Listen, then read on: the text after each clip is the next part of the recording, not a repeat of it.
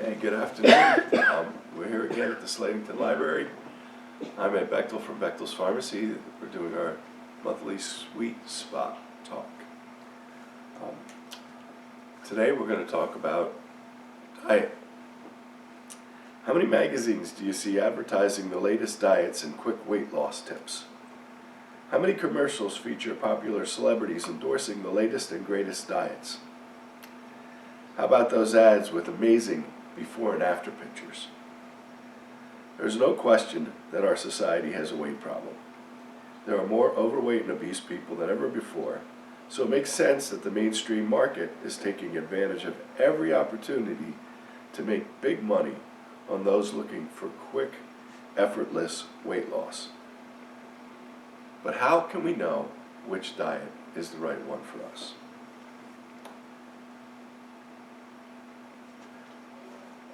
So we're going to take a moment to review our Sweet Spot basic truths.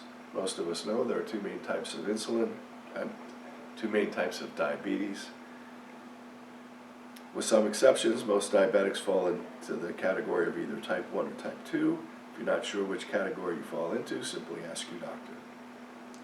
Many times we can also tell based on your medications what type you have. Remember, neither type of diabetes is worse than the other. You may get diabetes in different ways, but the complications of diabetes are the same, whether you have type 1 or type 2.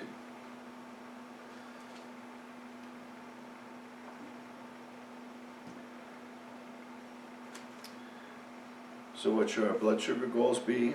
A fasting blood sugar, our sugar before breakfast, should be between 80 and 130, and then a postprandial blood sugar, an hour or two after we eat, should be no higher than 180. We control our blood sugar by using a three-pronged approach, sometimes known as the three-legged stool approach. The three legs stand for healthy eating, medications, and exercise. You'll notice that two of those are totally under your control, and even the third one, medications, even though your doctor would prescribe them, it's still up to you to take them properly.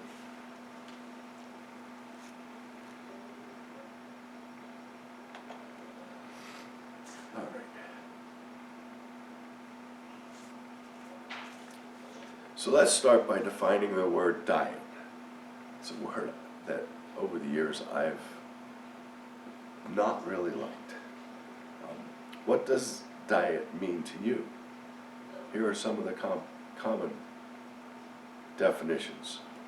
First, a diet is a temporary eating plan to lose weight, such as the Atkins diet, Weight Watchers, Nutrisystem, Slim Fast, the cabbage soup diet, or a low-carb diet. Second definition of diet is what you eat and drink throughout the day. Another definition is that diets are the foods that you eat based on your culture or your preferences, such as a vegetarian diet or gluten-free diet. Or a diet could be an eating plan prescribed for medical reasons, such as the DASH diet, a low-sodium diet, or a low-fat diet. That first definition, where diet is a temporary eating plan, a lot of times, people will say they're on a diet. And when they say they're on a diet, it usually means that it's a temporary thing. And the diet will end. And if your diet ends and you go back to eating the same way you did before your diet, you're going to gain the weight back that you lost. So all of these definitions are correct, but today we'll be discussing a diet as a temporary eating plan used to lose weight. Remember that diets don't usually work in the long term, but only while you're on them. And many diets do promote some weight loss. Most people who go on diets will regain their weight in 1 to 5 years.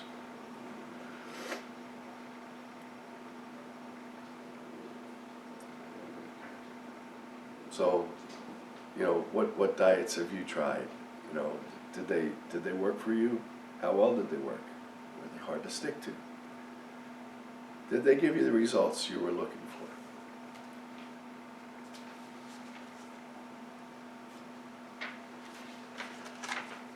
So there are many reasons that a diet may not work out to your satisfaction.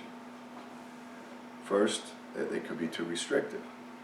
They may limit the foods that you can have, cut out entire groups of foods such as carbohydrates, usually have a list of foods to avoid, or may require eating only specific combinations of food. Another reason is they can be expensive. They may require purchasing special foods or supplements. They may not be satisfying. They may leave you feeling hungry or deprived. They may cause health problems.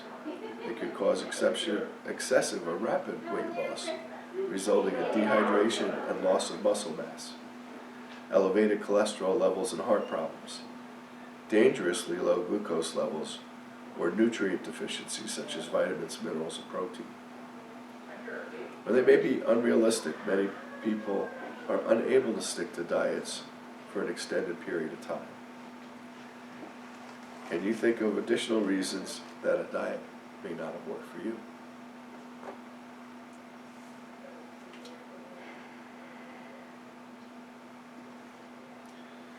So let's look at some statistics.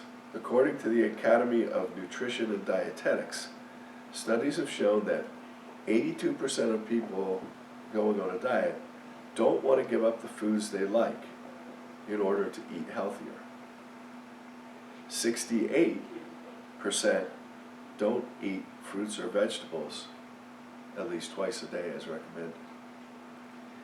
62% say they don't have time to track their diet in order to eat healthier. 60% juggle both work and family and say they prefer to prepare meals in 15 minutes or less. 36% say they have no leisure time for physical activity. The fact is, we can always find excuses for why we can't do what we need to do to take care of our health. But your health is worth the effort. Shouldn't we find reasons to be as healthy as we can? The problem is that we don't want to change our behaviors and lifestyle, as we see in these statistics.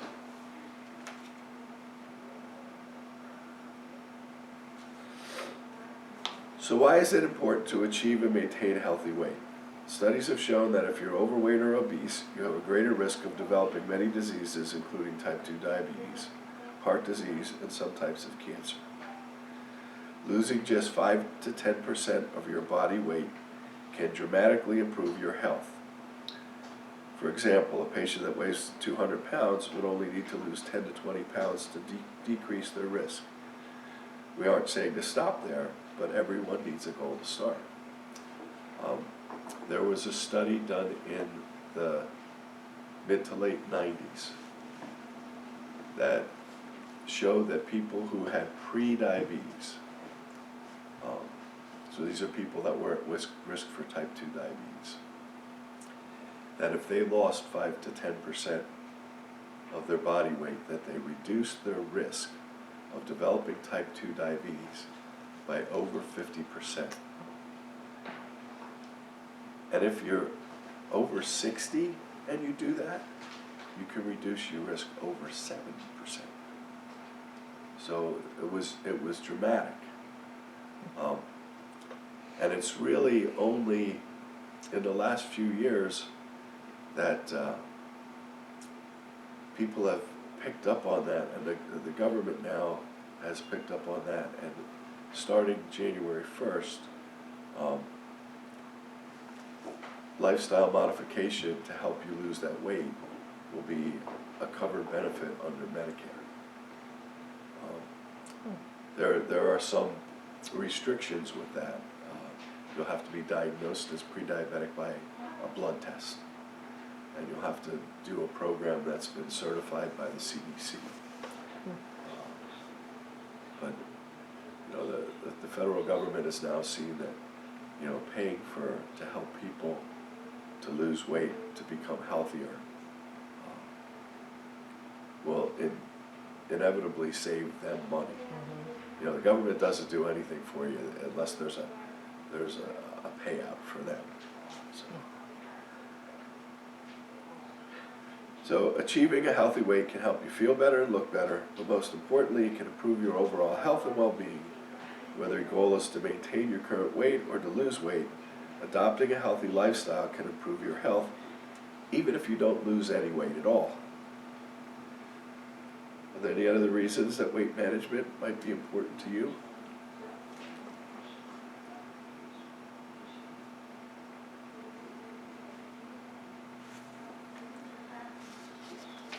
So there's a column in the Times News that a guy writes I think it's in every Saturday, about health. And a few months ago he wrote an article.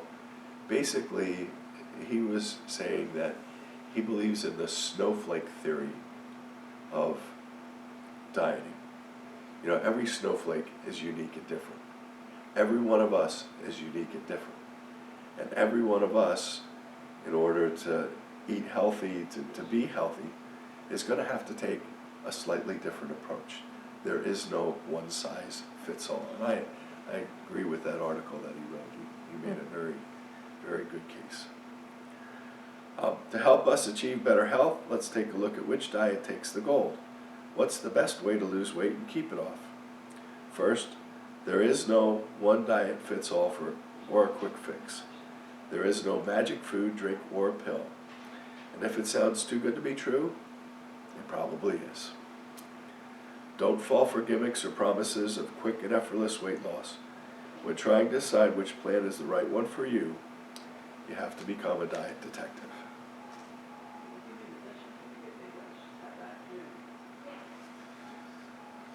When deciding which plan is right for you, focus on diets that encourage a healthy lifestyle approach. A healthy lifestyle includes both regular physical activity and a healthy eating plan that includes a balanced variety of nutrient-rich foods and beverages in moderation.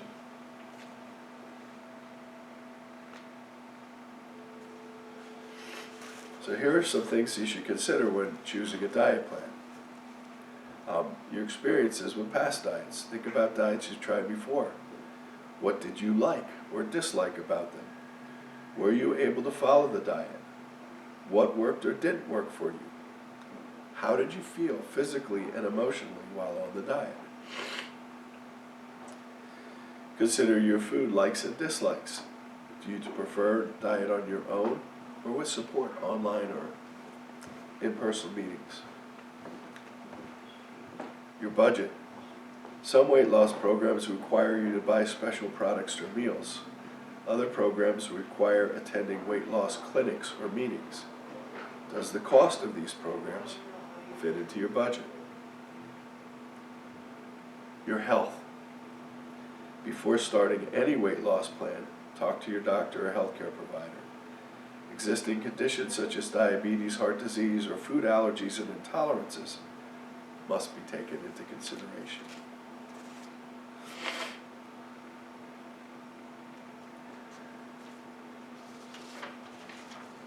So while there are hundreds of ways to lose weight, maintaining your weight loss over time is often the hardest part. How many of you have lost and found the same 10, 20, or 50 pounds several times? If that's you, then it's probably time to get back to the basics of a healthy diet plan. I'd rather call it a healthy eating plan. A healthy plan should include five important features to improve your chances of long-term success. Needs to be flexible, nutritionally balanced, likable, include physical activity, and be sustainable. The group program that I've been doing for the last year and a half, one of the things is, the important things with it is we're trying to develop eating patterns that are sustainable, things that you can do for the rest of your life, developing new habits to replace bad old habits.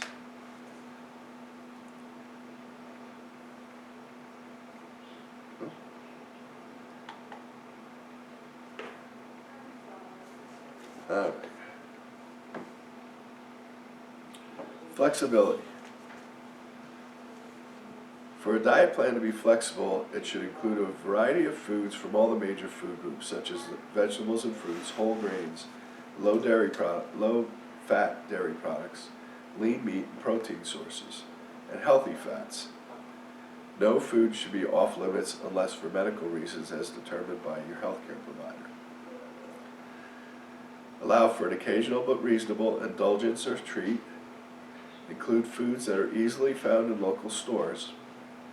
It allows you to eat in a variety of settings, including your home, restaurants, family gatherings, holidays and celebrations, or when traveling. The government a few years ago replaced the old food pyramid with what they call a My Plate. In My Plate, you cut the plate in half. Half your plate should be green leafy vegetables. Quarter of your plate should be your meat or protein, and a quarter of your plate is your starch. So that's healthy for anybody, whether you're diabetic or not diabetic. A healthy diet for somebody that's diabetic is the same as a healthy diet for somebody that's not. For a diet plan to be nutritionally balanced, it needs to include appropriate amounts of nutrients and calories for your individual needs. Stay away from diets that encourage eating large amounts of specific foods, for example, the grapefruit diet. Very low calorie intake, under 1,000 calories a day. Really, it's hard to get enough nutrition in a diet that's less than 1,200 calories a day. Stay away from diets that eliminate entire groups of food. I hate it when I have somebody come into pharmacy who's newly diagnosed with type 2 diabetes, and they ask me about diet, and I'll ask them, well, what did your doctor tell you? Well, he told me to stay away from carbs.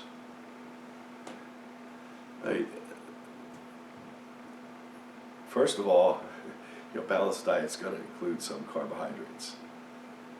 Second of all, especially with type 2 diabetes, it's more about total calories taken in than it is about the balance between carbohydrates, fats and proteins. Now, if you're a type 1 diabetic and you're taking insulin and you have to take insulin to balance out the carbohydrates that you take in, then, figuring out how many carbs you have in a meal is very important. But not so much, with people who have type 2 diabetes. It's more about the total calories than it is about the carbohydrates.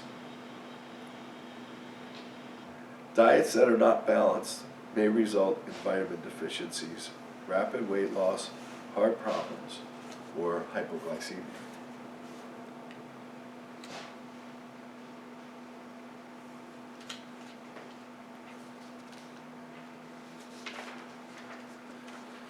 It seems elementary, but for a diet plan to be likable, it must include foods that you enjoy eating. So if you're not willing to give up that international coffee, vanilla hazelnut creamer in your coffee in the morning, then you have to find a way to cut out those fat grams and calories someplace else during the day. That's seems like common sense, but some diets it's just you can't have cream. So if a plan requires you to eat meals that you don't like or you can't tolerate, the chances are you're not going to stick with it very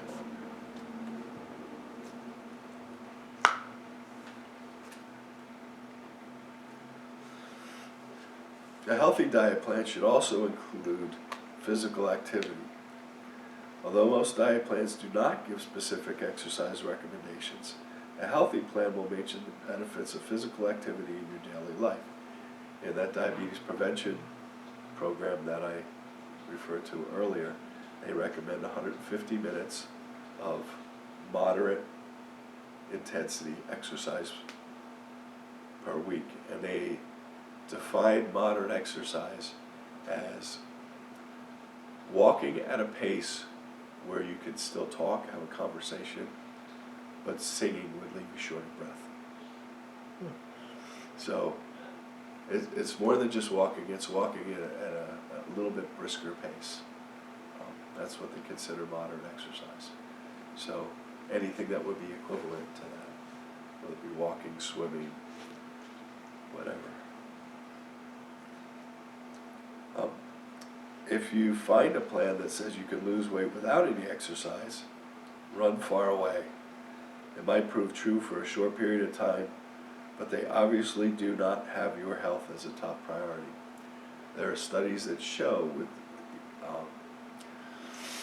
the long-term maintenance of the lower weight is a higher exercise is a better predictor of your long-term success with keeping weight off. So that's really important that you develop those exercise habits as you're losing weight, because that's the thing that's going to keep it off in the long run. There are many health benefits derived from consistent physical activity, including burning excess calories to help with weight loss, improving your mood and helping with depression, strengthening your heart, one of the most important muscles in your body, reducing your risk of heart disease and type 2 diabetes, and helping to maintain weight loss.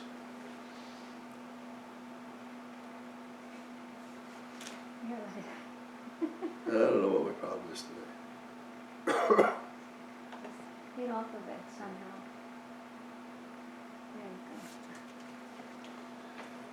The last feature to look for in a healthy diet plan is sustainability. For a diet plan to work long term, it must be one that you can live with for the rest of your life.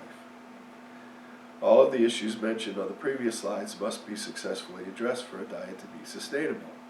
It must be flexible. It must be balanced, likable, and promote physical activity. To succeed at losing weight, you must also be willing to address your personal challenges, both physical and mental. What might be sustainable in one patient may not necessarily be sustainable for another.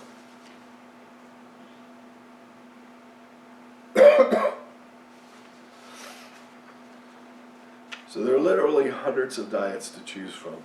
And as you can imagine, examining each one would be confusing and time-consuming. So to simplify today's discussion, we've divided the diets into 8 main types. Balanced, fad, glycemic index, high protein or low carb, low fat, vegetarian, meal replacement, or very low calorie. Now let's take a closer look at each of these and see if they meet the features of a healthy diet plan that we previously reviewed. So the first type of diet we'll discuss is a balanced diet. Examples of this are the DASH diet, Learn diet, Mayo Clinic diet, Mediterranean, TLC, and Weight Watchers. Are they flexible? Yes. Calories are controlled, but no food items are off limits. Are they balanced? Yes. Do they include physical activity? Yes. Are they sustainable? Yes. Making permanent changes is emphasized in all of these plans.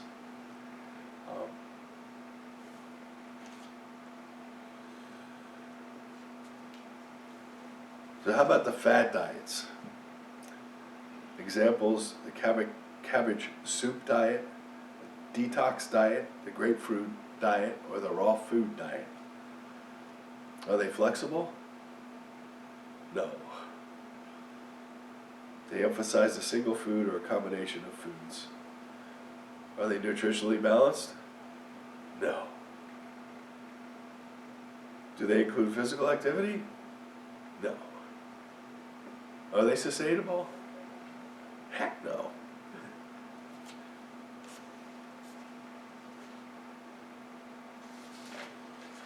So the next type is the glycemic index diets. Glycemic index, we had a talk on that earlier in the year. The glycemic index is a measure of how fast a food will increase your blood sugar. And that doesn't mean that things that have a high glycemic index are necessarily bad for you. It's a tool that you can use, as part of an eating plan. So, for example, watermelon has a high glycemic index, but that doesn't necessarily mean that watermelon is bad for you, because a lot of it is water, which is good for you, and a lot of it is fiber, but the sugar that's in it, is converted to glucose very quickly, and will put your blood glucose level up, very fast. A Snickers bar, on the other hand, has a lower glycemic index, but there's a lot of fat and calories in it.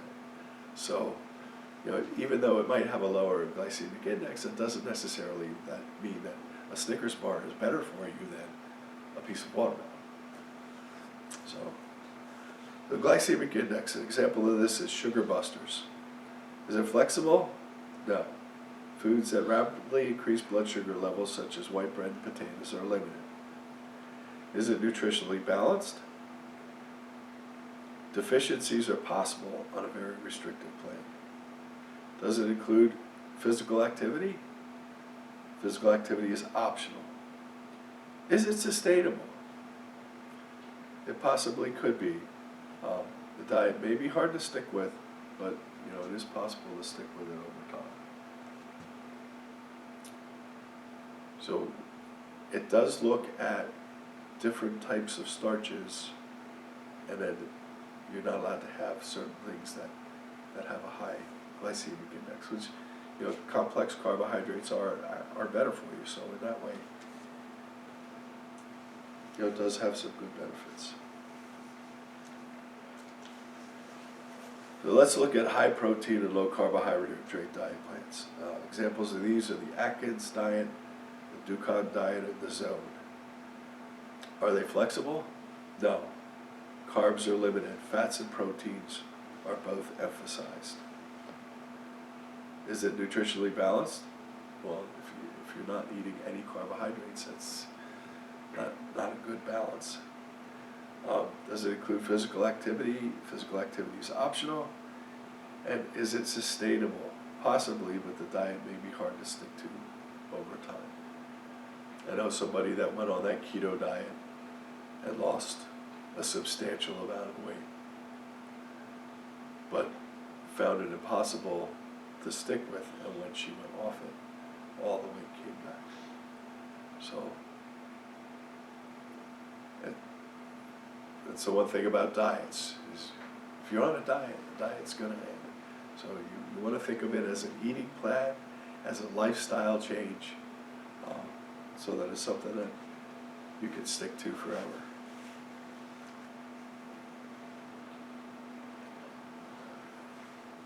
So the next plans are the low-fat plans. Examples are the Ornish diet, the Pritkin diet. Are they flexible? No. Total fat and saturated fat are limited. Because even lean cuts of meat, poultry, and fish contain some fat, very low-fat diets may ban these foods. Healthy oils such as nuts and seeds may also be off limits. Are they nutritionally balanced? It could be. Do they include physical activity? In those two examples, they do. Are they sustainable? They may be over time, but again, it's hard to stick with things when you don't get to eat some of the foods that you like.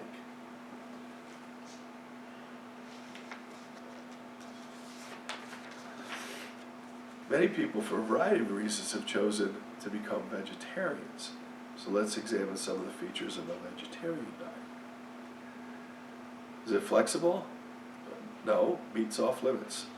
Some people, if they're vegan, will also not eat fish or dairy products. There's no, if they're vegan, they may not eat any animal-based products. When we were looking at the recipe for the granola bars that we made, in the directions it said as a vegan option. Instead of the honey, use maple syrup or agave nectar. I never thought about honey as being an animal product, but I mean, it's produced by bees, and if you're a strict vegan, you wouldn't eat honey. Is it nutritionally balanced? People who are vegetarian have to be very aware that they're getting the right balance of non-meat based foods so that they get proper nutrition. They can get iron through things other than meat, but they have to make sure that they get those things in their diet. So if they're not, aware and making that extra effort, they could end up with vitamin deficiencies. Being a vegetarian doesn't necessarily include physical activity, but most of the people that I know that have chose to become vegetarian are very health conscious and are physically active. Is it sustainable? Yeah, people do it. I would find it difficult, but people do it.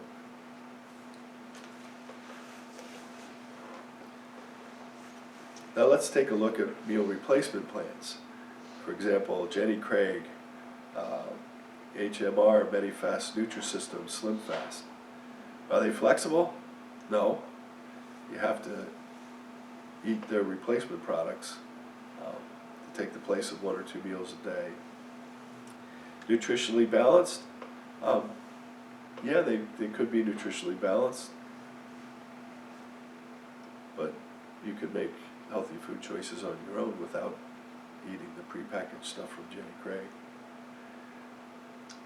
Do they include physical activity? They may. Are they sustainable? The cost of products over time. Dan Marino, he can afford to go on Nutrisystems and buy their food, but I'm not sure the typical resident of Northern Lehigh is in the same tax bracket as the former NFL quarterback.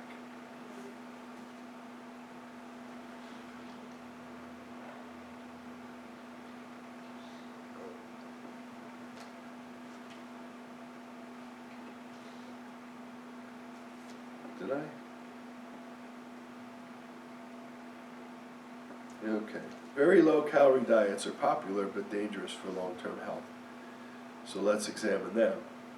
Examples are OptiFast, Medifast, and other low-calorie liquid supplements. Are they flexible? Not really. Calories are severely limited and could be as low as 200 to 800 calories per day. Are they nutritionally balanced? No. Do they include physical activity? No. Are they sustainable? No. These diets are intended only for short-term use with medical supervision. Weight management is all about how many calories we consume. Calories refer to the energy provided by the food and the drinks we consume every day. To lose weight, we must consume fewer calories than our body uses. So it breaks down our fat stores to use as energy. As we lose fat, we lose weight, but losing it too quickly can be harmful and even life-threatening. A healthy rate of weight loss is 1 to 2 pounds per week. Now they say as a rule of thumb that if you take your weight and put a 0 behind it, that's the amount of calories it takes the average person to maintain their current weight. So if I'm 200 pounds, it would take 2,000 calories for me to maintain that weight. There are 3,500 calories in a pound of fat. So to lose a pound in a week, I have to consume or burn off 3,500 calories, beyond what I usually do. So if I'm normally consuming 2,000 calories a day and I want to lose a pound a week, I want to do that by cutting out what I'm eating, I want to have a 1,500 calorie diet. So that's 500 calories a day times 7 days equals 3,500. I mean, it seems like simple math, and it kind of is. But it's not easy. It's not easy.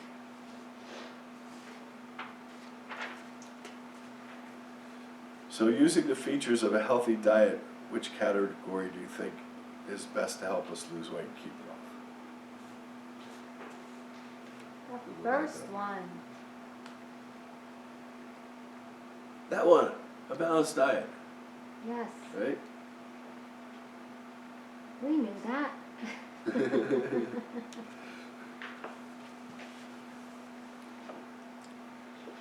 So balanced diets are the best choice. They offer plans that are flexible and nutritionally balanced. They allow you to include foods that are based on your own likes and preferences. They include physical activity and are sustainable for the rest of your life without introducing the risk of health problems.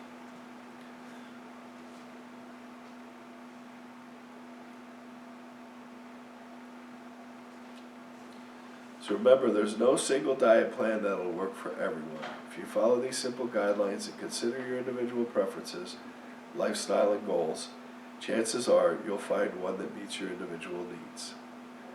To determine if a diet plan is right for you, remember to be a diet detective. Does the plan include foods from all food groups? Does it include foods that you'll enjoy eating for the rest of your life? Does it include foods you can buy at the local grocery store? Does it include some of your favorite foods? Does it include foods that fit your budget and your lifestyle? Yep. Is regular physical activity or exercise included? If the answer is yes to all of these questions, diet might just be right for you. And that was this month's recipe that I didn't make.